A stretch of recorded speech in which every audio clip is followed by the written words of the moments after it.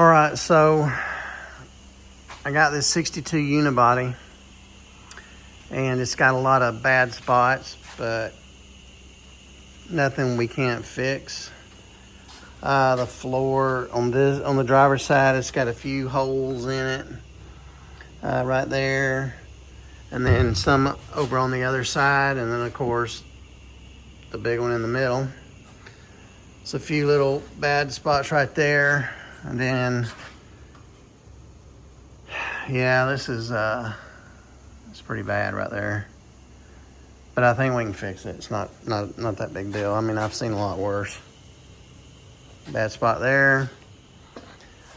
We're going to weld up, try and pound these out a little bit and weld them holes up on the railings. Some on the other side.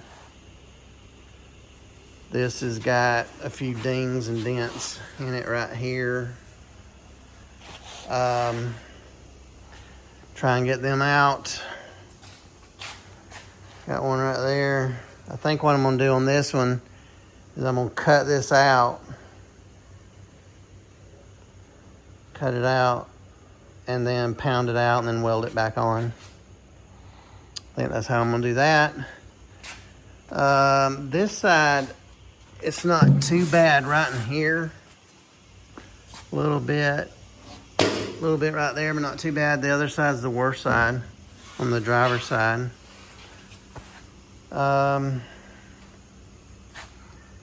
This right in here looks good. On the other side, there's a couple of spots on that area.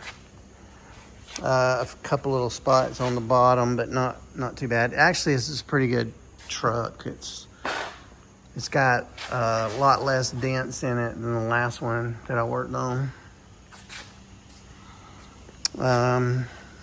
So it's not too bad. I think they use this one for like a road crew, like a asphalting crew, because it's got like grease and tar all over this thing, inside and out, which may have helped preserve most of it, but it's just greasy and tar everywhere.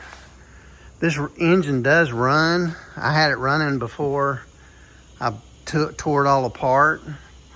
So this engine does run, but I'm not going to use it. I have a 302 sitting here, but it's got a really bad knock in it, so I'm going to have either I'm going to get this one rebuilt or I'm going to get something different. I hadn't decided yet. But here's the other parts I took off and the hood. So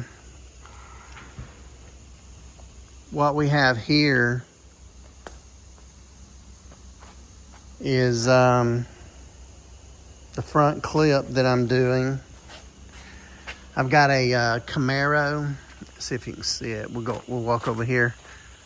I have a Camaro front clip, and all this stuff I can take off and buy all new parts for it. But it's a good clip. It hadn't been sitting here that long. It looks like it has, but it hadn't really been sitting here that long. I'll cut these off somewhere back here, and I'll have to cut them down, measure, and slide it into the frame and weld it into the frame. It'll have power steering. So that's a Camaro. It'll have Chevrolet wheel lug pattern, but that's okay. It'll work out. So what we have here is we got to cut this off. So what I did was I made a template for it.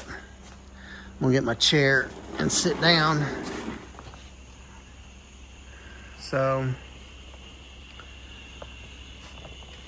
what I did was I took and I made me a pattern for these lug, and I made one for the other one, for the Camaro. And I drilled holes right here and right there. And those are the same on both of them. And right here and right there. So those are the same on both of them. So those will just bolt right back in. This bottom part will bolt right back in, and these arms will bolt right back into the other one, and I can locate it. What I did here was made this arm, and I clamped it to a part that I'm going to keep, which is the cab mount, obviously. And it'll pivot on that right there. See that right there? It'll pivot. This thing will pivot up and down. And the same on the front. I clamped. I want the front bumper to go back on, so in order to do that, I gotta make a jig that'll hold all this, which I did right here. This will pivot right there also.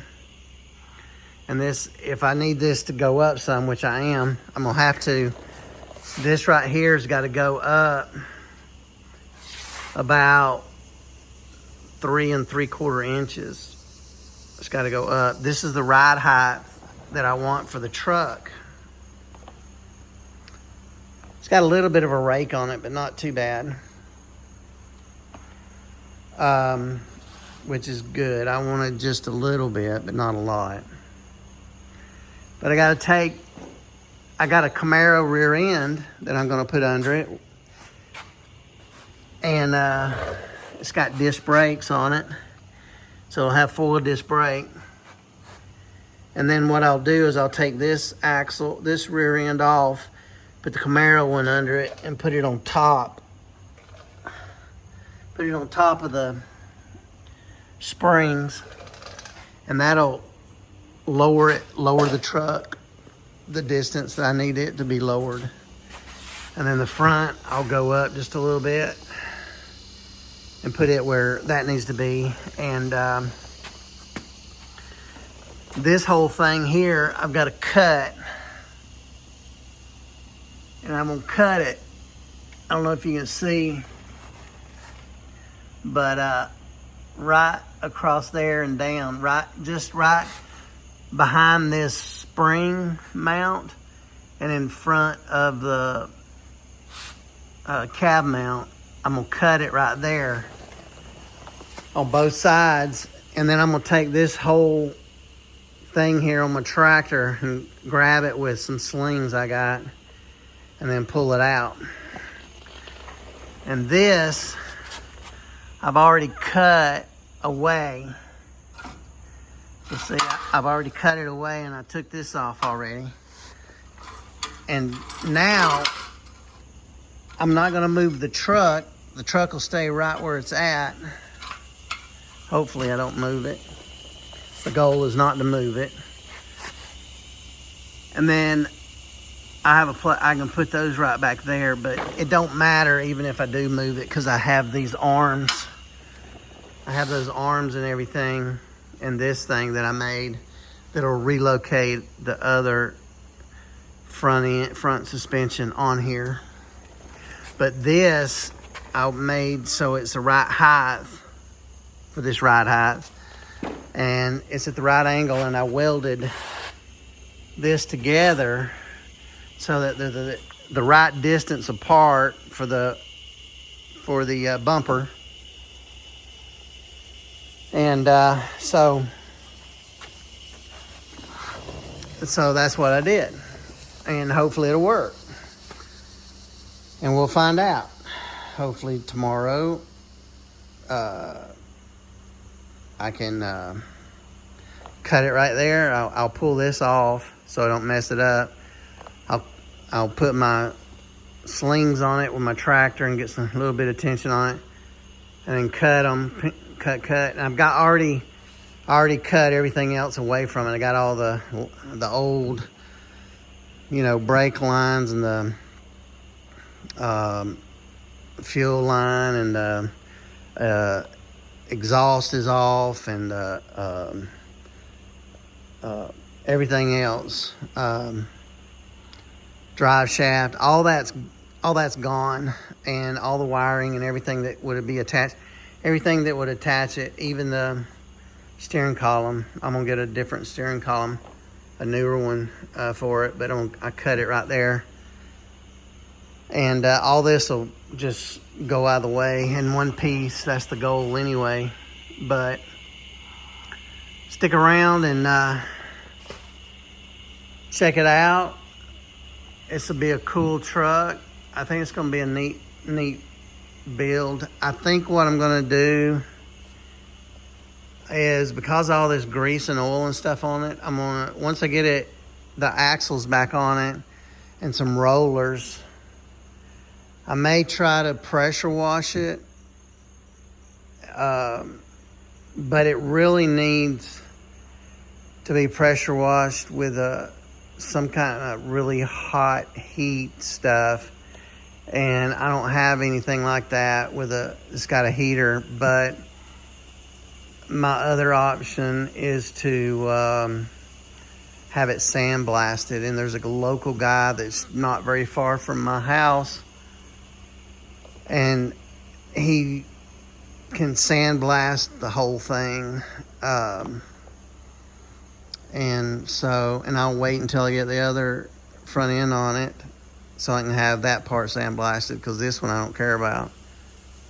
But yeah, so it might be the option to have it sandblasted and clean all this grease and grime off of it. And then he said he would put epoxy paint over it to protect it, and then I can start working on all the bad spots. But there's a hole in the roof I got to weld up. Somebody put probably a CB antenna or something up there, I don't know.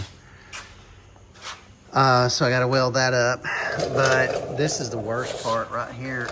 I mean, not the worst part. That's the worst part up there in the bed. But this is a bad part right here. It's got a big crease in it right there. And this whole bottom part here is kind of bent out of shape. So I'm gonna have to heat it probably and bend that back out, because that's a pretty good lick right there. That's a pretty, and this metal on this stuff's pretty thick too, so I'm probably gonna have to heat that and knock it out and the best I can. I don't know if they make patch panels for these. They might. This one is perfect, I think. It's not really anything. There's a little dent right there, but I can knock that out, I think. And so anyway, yeah, it's kind of a cool truck. It's kind of a neat look, you know. It's got this crease and it goes down and tapers kind of towards the front, which is super cool. So yeah, it's a neat truck. I've always liked these. I've liked the pickup, the pickup that had a separate cab and bed. But these, I never really seen any of them when I was a kid. I knew somebody that had one that had just like a 65, 66, 67, whatever. But this one's a 61. This one's a 61. They made them, I think, 61, 2, 3, and 4. And I think this was a problem on them, where they were getting weak and cracking right here because of the bad roads and the farms and stuff people use them on. But roads nowadays ain't no big deal. But that's going to take a little bit. But I think if I have it all sandblasted, I can see where the pinch welds are on this, and I can grind all them pinch welds out and cut all this bad metal out and replace it with good metal. And then once I replace it with good metal, I'm probably just going to put a wooden bed over top of it. I'll treat it with something so it don't rust anymore. Of course, it'll have epoxy primer over it. and then I will just maybe paint it black or something in here, and then put bedwood and with stainless steel strips or something in it. I may try to pound out some of these dents. There's not many. There's a few, but you can see those. It's not too bad. The one I worked on before this, it was worse. It was a little bit worse, but dash is in great shape. Everything on the inside here is fine, other than the floorboard. You know, the dash and all this is in good shape. The rear glass, I think I'm gonna be able to use. The front glass was no good. It was all cracked up. But this glass I think is good, and I think the side glasses are good too. So I think the only glass I'm gonna have to buy is the windshield. So that's super cool. So yeah. So either I'll put the 302 in it, or buy a crate motor or something, or I might put a Coyote motor in it, which is what a lot of guys are doing now. Most people are putting the Coyote motors in, and it's super cool. And from what I understand, it's not that complex, so that's a possibility too. And I know somebody who's got one, so but anyway, check it out. Keep tuning back in, and I really would appreciate it. Thanks a lot.